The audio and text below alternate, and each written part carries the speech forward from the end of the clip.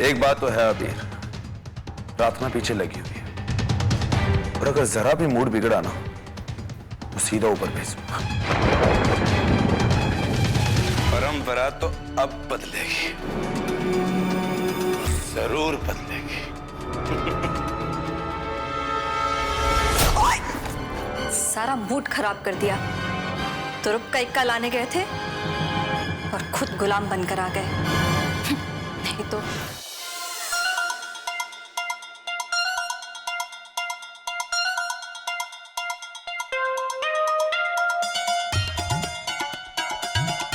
हाय हाय, phone तो चुक लो।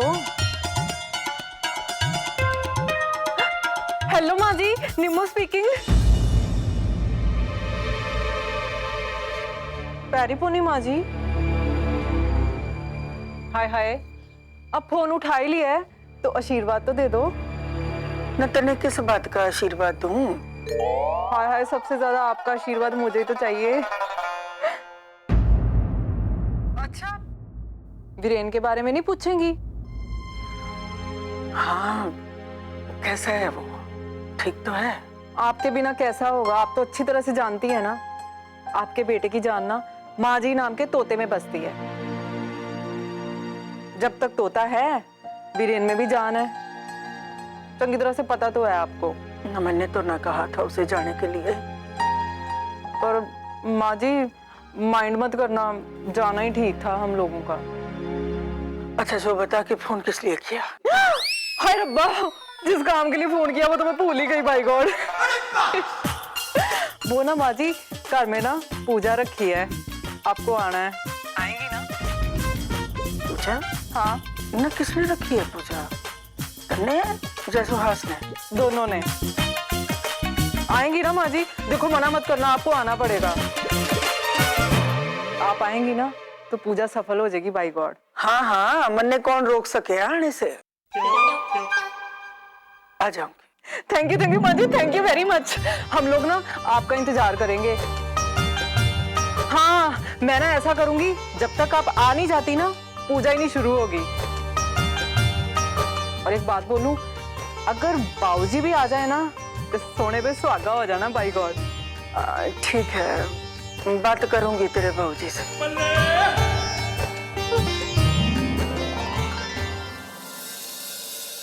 बात करेंगी तो मना ही लेंगी, आप उनको जानती हो, आपको अच्छी तरह से मैं है।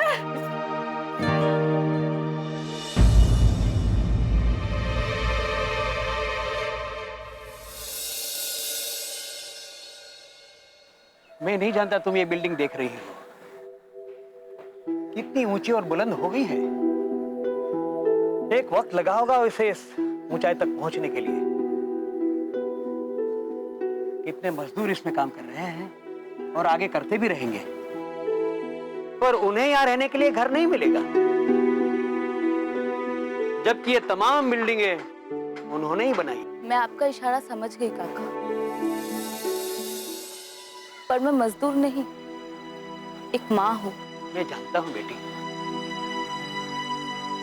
लेकिन आज तुम्हारी स्थिति एक मजदूर जैसी दिखाई पड़ती है।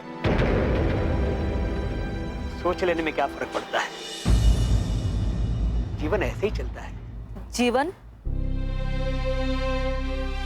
बड़ा अजीब सा शब्द है, कभी अपना लगता ही नहीं। हमेशा ऐसा लगा कि किसी और का है। ऐसे ही होता है बेटी, तो औरत का जीवन वैसे भी उसका अपना कहाँ होता है। क्यों क्यों नहीं होता? क्योंकि औरत एक जननी है बेटी, वो दूसरों को जन्म देती है,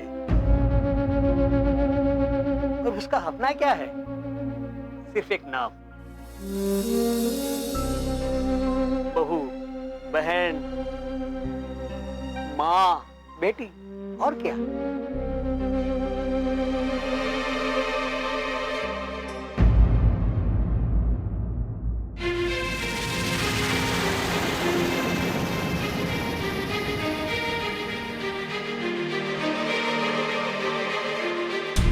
ये सिर्फ तुम्हारा बेटा नहीं है, हम सबका है।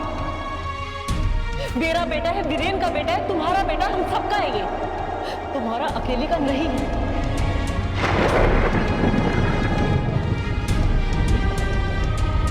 बिटिया,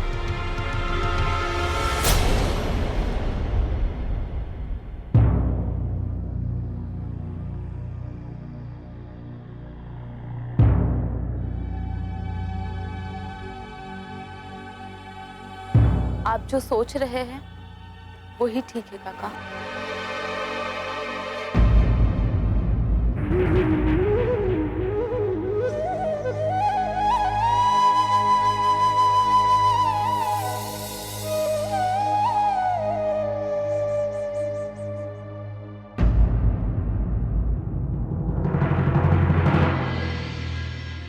मालिक, कौन बोल रहा है? मैंने तुम्हें पहचाना नहीं। आपने पहचाना नहीं? कोई बात नहीं, मैं शंभू बोल रहा हूँ। शंभू? ओ हाँ, कैसे हो तुम? बस ठीक हूँ। बताओ, आज इतने सालों बाद तुमने फोन किया है, सब ठीक तो है ना? हाँ मालिक, आपकी दया है। बोलो। जी, जरा वीरेन भैया से बात करनी थी मालिक। वीरेन से? जी। वो तो नहीं है। क्या बात करनी थी? नहीं, बस ऐसे ही। ऐसे ही क्या बात करनी थी? साफ साफ कहो, क्या बात करना चाहते हो तुम मुझसे? नहीं, उन्हीं से बात करनी थी। अगर तुम्हें वीरेन से बात करनी थी तो वीरेन के फोन पर फोन करना चाहिए था।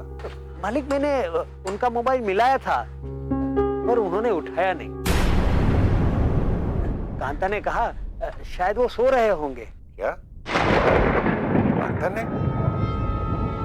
तुम कांता को कैसे जानते हो? जी मालिक, मैं आप ही से मिलने आया था किशनपुर में। आप सुमेर सिंह जी के बारे में पूछ रहे हैं?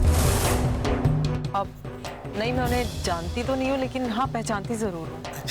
और वैसे भी पूरे किशनपुर में कौन ऐसा है जो उन्हें नहीं जानता।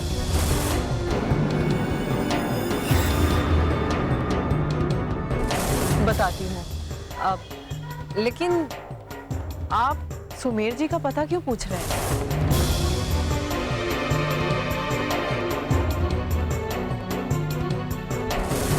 समझ गई। आप चिंता मत कीजिए, मैं आपको उनके घर ही छोड़ देती हूँ ना, उधर ही जा रही हूँ। आइए।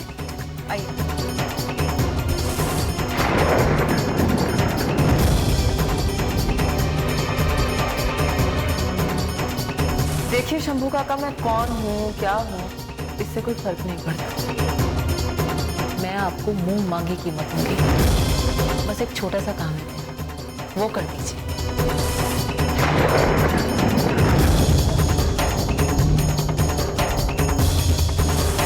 ज्यादा कुछ नहीं, बस एक औरत और उसका बच्चा है, उन दोनों की देखभाल करनी है कुछ दिनों के लिए।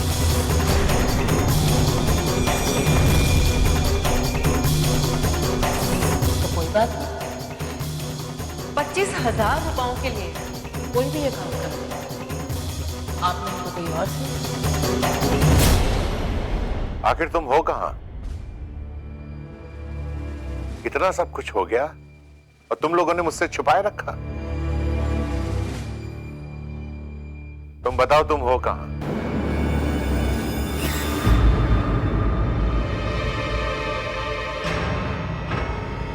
इस आदमी ने फोन क्यों काट दिया?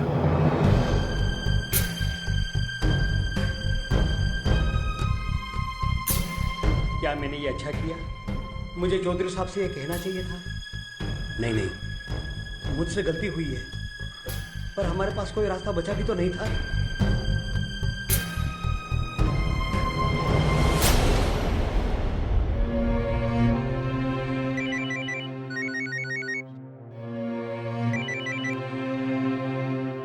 हेलो, शंभू काका,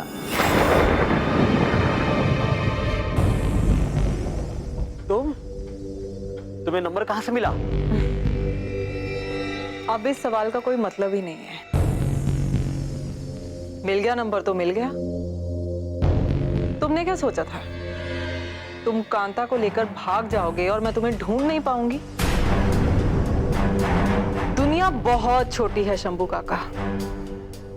तुम्हें क्या लगा था मुझे पता नहीं चलेगा? अब सीधी तरह से बच्चा मेरे पास लेकर आ जाओगे तो ठीक है, वरना बच्चा तो मैं किसी भी तरीके से ले लूंगी, लेकिन तुम्हें नहीं छोड़ूंगी शंभू काका। ये क्या हो गया? अब क्या करूं? सोचा नहीं था कि हमारा पता लगा लेगी। क्या करूं? हाँ, यही ठीक रहेगा। कांता बिटिया के लिए यही ठीक रहेगा। तुम कुछ बोल क्यों नहीं रहे हो? शंभू काका, मुझे जवाब दो। बच्चे को लेकर आओगे या नहीं? बोलो। ऐसे कैसे दे दूं? अरे ये बच्चा तो मेरी तरक्की का रास्ता है, खजाने की चाबी है। तुम क्या समझती थी जब मुझे मिली थी? मेरा इस्तेमाल करोगी और मुझे पता भी नहीं चलेगा। बूढ़ा जरूर हूँ, पर ख्वाहिश अभी भी बाकी है। क्या कीमत है तुम्हारी? जितना मांगोगे उतना मिलेगा, लेकिन बच्चा मुझे चाहिए। समझ गए ना तुम? सोचता हूँ। सोच लो। अब ज्यादा चालाकी का टाइम नहीं है तुम्हारे पास। तुम्हारे लिए बेहतर यही है कि जो मैं तुमसे कह रही हूं ना, उसको मान लो और कांता से कहो कि मुझसे बात करे। अब घर पहुंच जाओ तो फोन करना मुझे।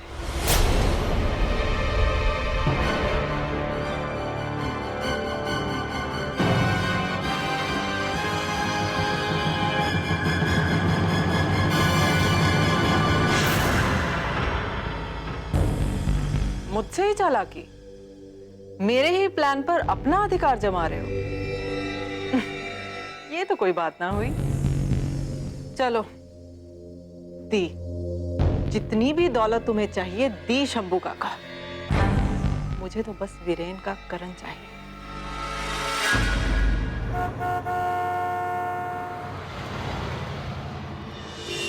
क्या बात कर रहा है? सच बता। कह दे कि तू झूठ बोल रहा है। अरे मैं क्यों झूठ बोलूंगा?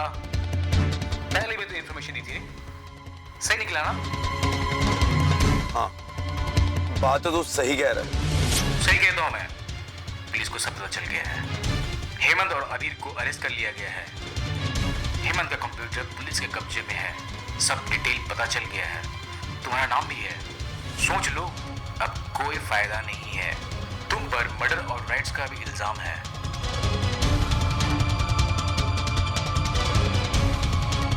नहीं हो सकता, ये सब झूठ है। सोच भी तो हो सकता है। तुम्हारे कहने से क्या होता है? मुझे तो लगता है अंडरग्राउंड हो जाओ। भाग जाओ यहाँ से, भाग जाओ। भाग जाओ? लेकिन मैंने क्या किया? मैं नहीं भागूंगा, मैं नहीं जाऊंगा।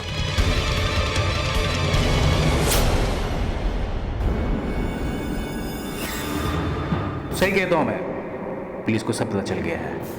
हेमंत और अबीर को अरेस्ट कर लिया गया है। हेमंत का कंप्यूटर पुलिस के कब्जे में है। सब डिटेल पता चल गया है। तुम्हारा नाम भी है। सोच लो, अब कोई फायदा नहीं है। तुम पर मर्डर और राइट्स का भी इल्जाम है। भाग जाओ यहाँ से, भाग जाओ।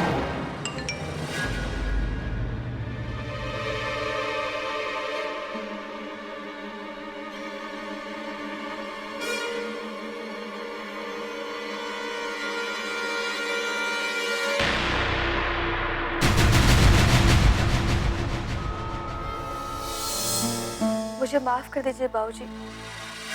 माँ जी, आप भी हम दोनों को माफ कर दीजिए।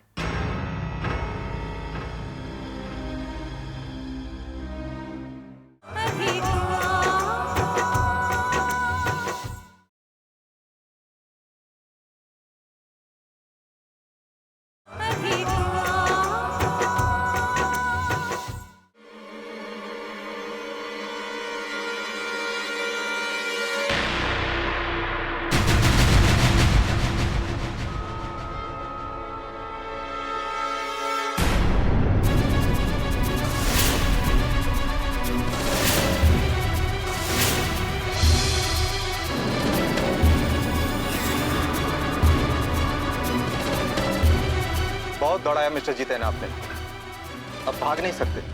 You are under arrest. तुम?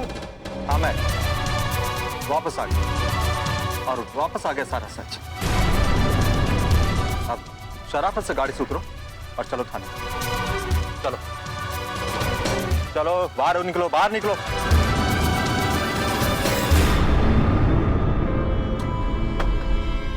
बाहर आओ, बाहर आओ। चलो।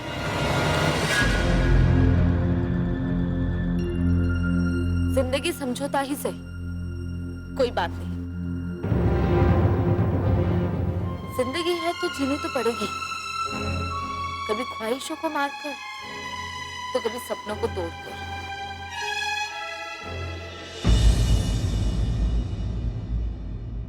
जिंदगी समझौता ही सही, कोई बात नहीं। जिंदगी है तो जीनी तो पड़ेगी, कभी ख्वाहिशों को मारकर, कभी सपनों को तोड़कर, कई अरमानों को मिटाकर, खुद को जोड़कर अब ये मुकाम आया है। शायद सही हो, शायद मेरा अधूरापन पूरा हो।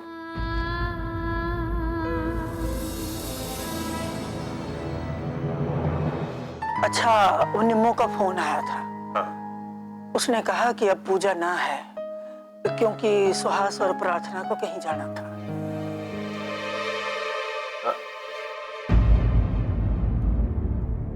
क्या तुम कुछ कहना चाहती हो? वो बाबूजी, इनका फोन आया था।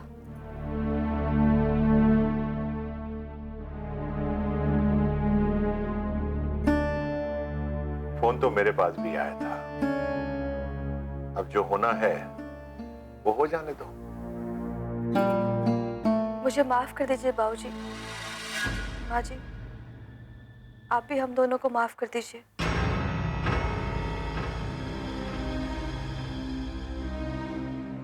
रीना बहू, जब तू इस घर में आई थी मैं बहुत खुश थी। सारे गुण देखे थे तुझ पे, पर लालच और स्वार्थ ने तुझे इतना गिरा दिया कि पूछो मत। माँ जी, इसमें सारा कसूर आपके बेटे का ही है। हाँ, सारा कसूर हमारे बेटे का है।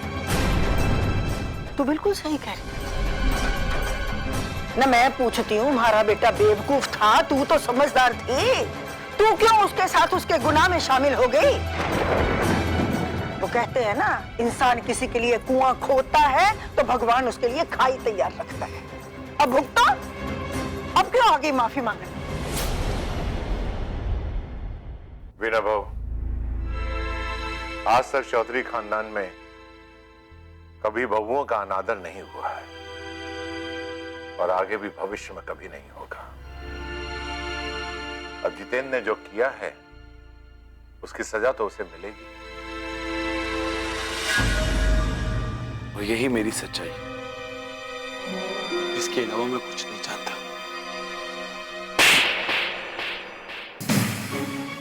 अब तो तुझे कोई भी नहीं बचा सकता। चल। Super inspector.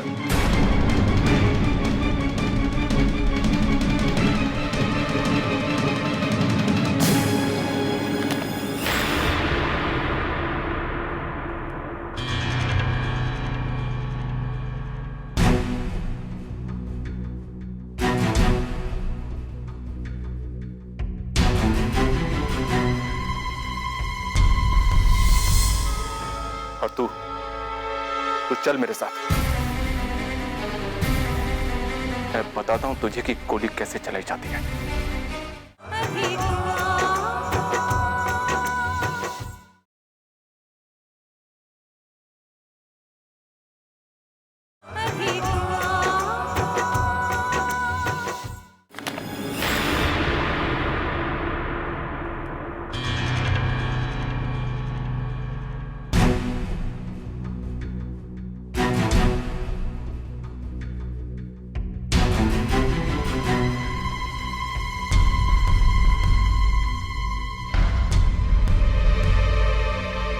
ये क्या है? खुद ही पढ़ो ना इंस्पेक्टर, ये जितेन की जमानत के पेपर है। समझ गया, एक आप ही थे जो अब तक इस मुजरिम को बचा कर रखा था। आप चाहते तो इसे अरेस्ट करवा के सजा करवा सकते थे। मैं चाहता तो ना, पर मैं ऐसा नहीं चाहता था। क्यों? क्योंकि ये आपका भाई है इसलिए? नहीं, क्योंकि ये मुजरिम नहीं है।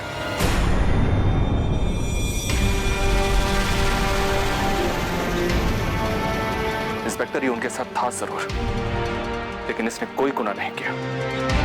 मैं गवाह हूं इस बात का।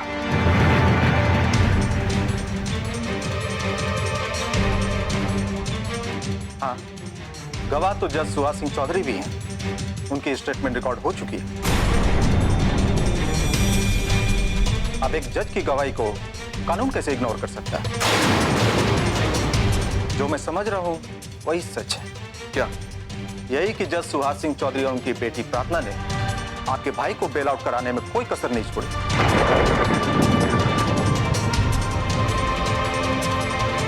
सिर्फ एक रात में पूरी कहानी बदल दी। नहीं इंस्पेक्टर, कहानी बिल्कुल नहीं बदली। कहानी तो सच्ची है।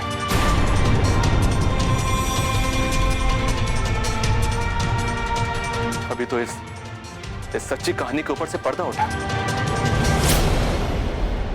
और हाँ, किसने क्या किया, क्यों किया, कब किया, ये सब तुम्हें जानने की बिल्कुल भी जरूरत नहीं है, समझे?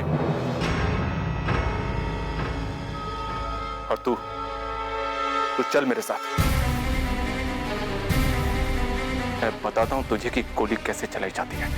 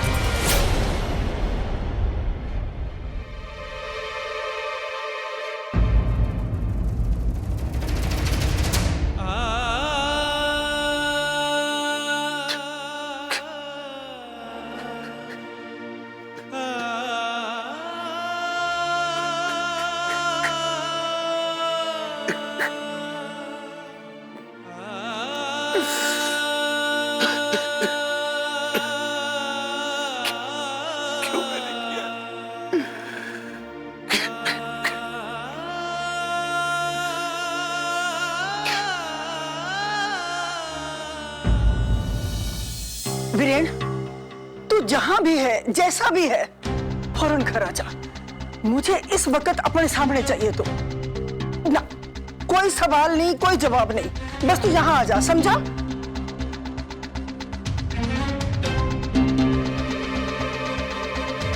साहब,